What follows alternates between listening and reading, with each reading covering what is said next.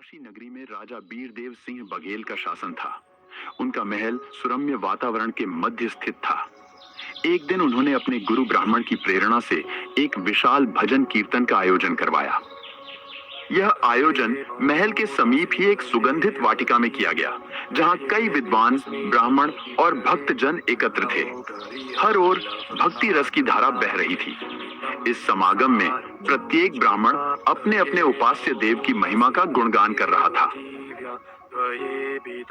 इसी सभा में पूर्ण तत्वज्ञानी संत कबीर साहिब जी भी पहुंचे और सबकी दृष्टि से दूर एक ओर स्वयं का आसन लगाकर ध्यानस्थ हो गए।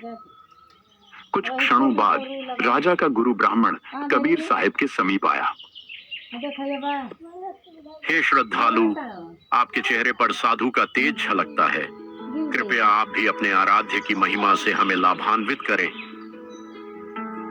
हे विद्वज्जनों, आपने अभी तक जो ज्ञान बांटा वह एक समुद्र की तरह है। मेरी बात उसमें एक दीपक की लौ जितनी भी नहीं।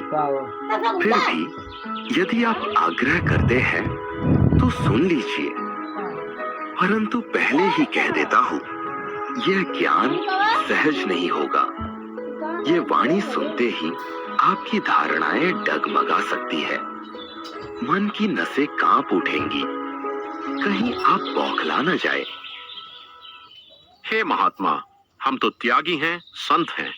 हमें कोई अपशब्द कहे तो भी हम मुस्कुराकर निकल जाते हैं। आप निडर होकर कहिए। सभा में मौन छा गया।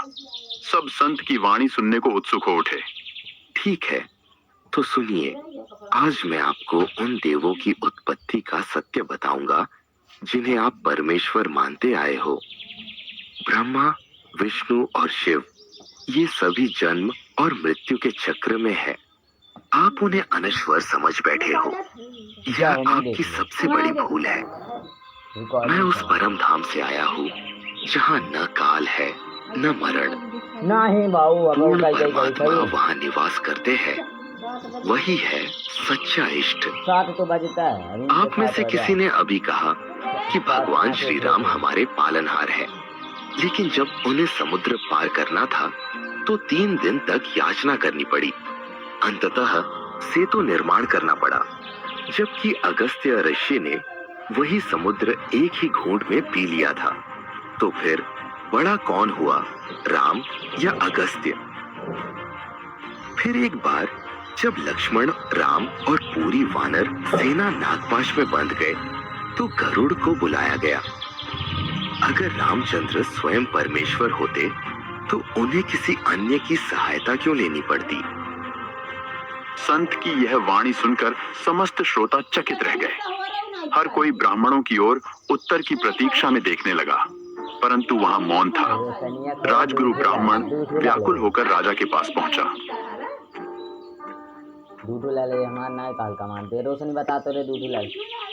भक्त आत्माओं, मैं उस पूर्ण परमात्मा की भक्ति देता हूँ जो कि एकमात्र अविनाशी है, और उसे पाने के सच्चे मंत्र सतनाम तथा सारनाम अपने दृढ़ भक्त को प्रदान करता हूँ। काल जाल से बचने का उपाय मेरे अतिरिक्त किसी के पास नहीं है। इस सृष्टि में केवल वही अविनाशी है। यह आपको आपके धर्म गुरु नहीं बताएंगे कि ब्रह्मा, विष्णु, महेश जन्म मरण में है। राजन, एक संत आया है, कबीर नामक। वह हमारे पूज्य देवताओं को नाशवान बता रहा है। कहता है कि ये सब काल के संतान हैं और मूर्तियों में भगवान नहीं होते, क्योंकि मूर्ति मनुष्य की बनाई है और उसमें भगवान भी उसी ने डाला है। तो फिर वह ईश्वर कैसे हुआ? ऐसी ऐसी बेतुकी बातें बनाकर पूरे महिमा मंडप का नाश कर दिया। अच्छा, ऐसा कौन संत आ गया? उसे मेरे दरबार में बुलवाओ। राजा ने सिपाही को भेजा। हे संत जी, राजन आपको बुला रहे हैं, कृपया चलिए। राजा से मुझे कोई कार्य नहीं है। यदि उन्हें आवश्यकता है तो वे स्वयं पधारे। मैं न तो दरबारी हूँ, न कोई ज्योतिषी या तांत्रिक।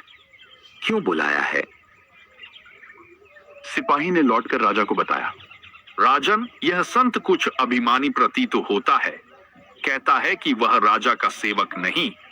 राजा थोड़ी देर विचार में डूबा, फिर बोला, नहीं, यह संत कोई साधारण नहीं लगता। ऐसा निस्वार्थ साधु धन या सम्मान के लालच में नहीं आता। लेकिन ऐसा संत अपने देवताओं को क्यों बदनाम कर रहा है, मुझे स्वयं जाना चाहिए। राजा पैदल ही चल पड़ा और संत के समीप पहुंचा। वहां देखा, संत तो धरती से थोड़ा ऊपर स्थित थे, जैसे योग में लीन हो।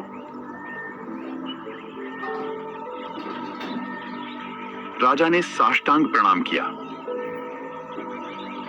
हे प्रभु, कृपया मेरी झोपड़ी में भी पधारिए। राजन, सत्य का प्रकाश सबके सामने होना चाहिए, न कि एकांत में। भगवान, मैं स्वयं निर्णय करना चाहता हूं कि सत्य क्या है और भ्रम क्या। महल चलकर कृपा करें।